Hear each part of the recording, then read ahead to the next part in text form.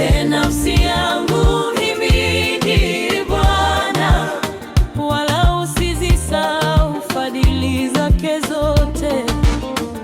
Akusamehe maovu yako yote, akuponya magonjwa yako yote, aukomboa uhai wako na kaburi, akutia taji ya fadhili na rehema, aushibisha mema uzee wako, ujana wako ukarejezwa kama tai. Bwana ndiye afanyaye mambo ya haki na hukumu kwa wote wanaonewa.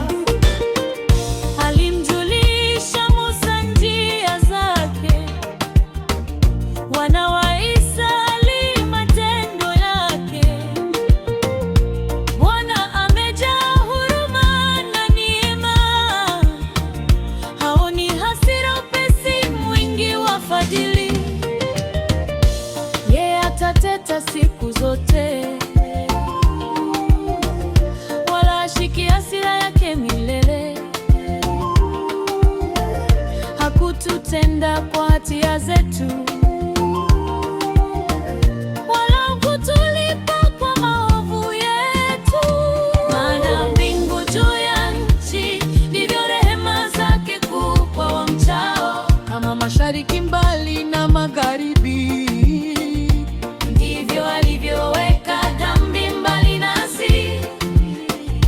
kama vile baba awahurumiavyo watoto wake, ndivyo Bwana anavyowahurumia wamchao. Yeye anajua umbo letu na kukumbuka ya kuwa sisi ni mavumbi.